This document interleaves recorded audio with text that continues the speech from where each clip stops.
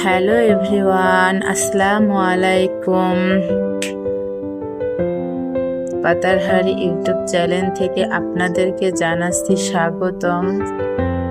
আজকে আমি আপনাদেরকে ঘরে থাকা কিছু রান্না করা মাংস দিয়ে পুলি পিঠা বানিয়ে দেখাবো, যেটা বিকেলের নাস্তা বাচ্চাদেরকে বানিয়ে দিলে মুচমুচা করে বাচ্চারা খেতে অনেক পছন্দ করে।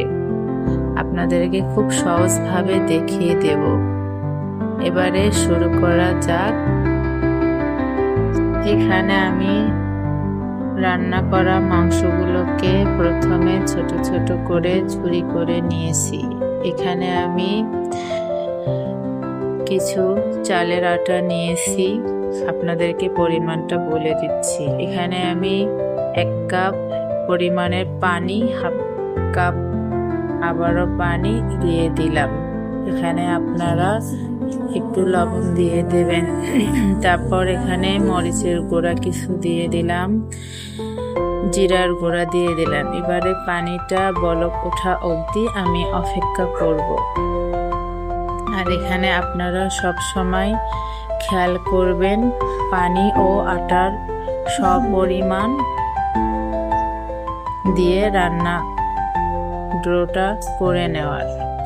আপনারা যদি এখানে 1.5 কাপ পানি দিয়েছি, এখানে আমার 1.5 কাপ আটা আছে। এই আটাগুলোকে এবারে আমি ফুটান্ত পানির মধ্যে দিয়ে কিছুক্ষণ নাড়াচাড়া করে একটি ডো তৈরি করে নেব। 2 মিনিট ধরে এইটাকে আমি আস্তে আস্তে সিদ্ধ করে নেব। আপনারা একটু আস্তে আস্তে এটাকে নাড়াচাড়া করে সিদ্ধ করে নেওয়ার চেষ্টা করবেন। এবারে আমি এটাকে নামিয়ে নেব। নামিয়ে নিয়ে হাতের সাহায্যে এটাকে একটা নরম ডো তৈরি করব। এখানে আমি রান্নার তেল হাতে ব্যবহার করেছি এই কারণে, যাতে হাতে যেন না লেগে যায়। এবারে আমি ধীরে ধীরে এটাকে আস্তে আস্তে একটি নরম ডো তৈরি করব। আপনারা দেখতে পাচ্ছেন বন্ধুরা, আমি কিভাবে হাতের সাহায্যে এটাকে নরম তুলতুলা একটি ডো তৈরি করে নিচ্ছি। এবারে আমি এটাকে একটি ছুরির সাহায্যে ছোট ছোট করে লিচি কেটে নেব। ছোট আকারের লিচিগুলো কেটে নেওয়া হয়ে গেলে সবগুলো লিচি আপনাদেরকে দেখাই দেব আপনারা কিভাবে এটাকে কেটে নেবেন। এভাবে আপনারা কেটে নিয়ে প্রথমে আপনারা ঢাকা দিয়ে রেখে দেবেন।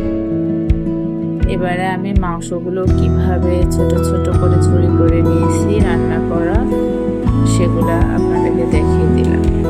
এবারে আমি এইভাবে বেলুনের সাহায্যে ছোট ছোট করে একটা মুখার সাহায্যে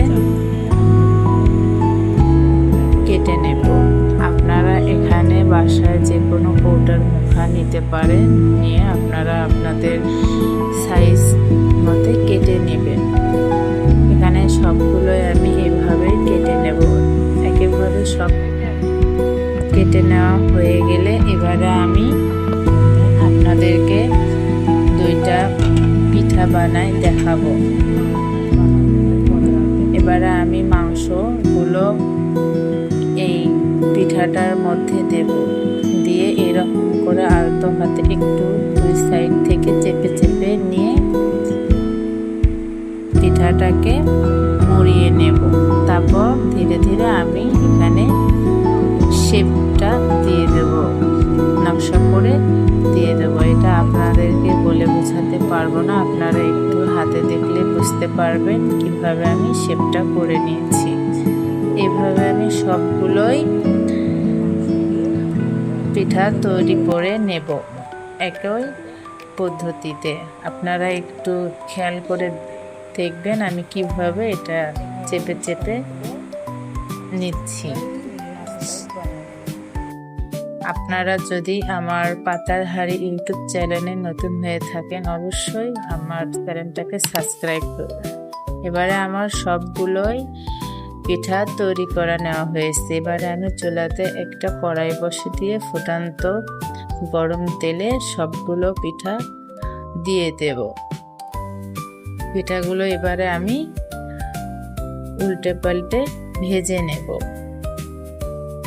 আপনারা চেষ্টা করবেন পিঠাগুলোকে এপিঠ ওপিঠ করে ভেজে নেওয়ার। খেয়াল রাখবেন পিঠাগুলো যেন পুড়ে না যায়। এভাবে একটু ব্রাউন কালার হয়ে আসলে আপনারা পিঠাগুলোকে নামিয়ে নেবেন। এভাবে একবার হলেও বাসায় আপনারা পিঠাটা তৈরি করে বাচ্চাদেরকে বানায় খাওয়াবেন। এভাবে বাচ্চারা পিঠা খাইতে খুব পছন্দ করে। বিকেলবেলার নাস্তায় আপনারা ঘরে থাকা কিছু মাংস দিয়ে এভাবে সহজেই পিঠাগুলো বানিয়ে নিতে পারবেন। আমি আজকে আপনাদেরকে খুব সহজভাবে পিঠাগুলো বানিয়ে দেখার চেষ্টা করেছি। আশা করি আপনাদেরকে ভালো লেগেছে ভিডিওটা।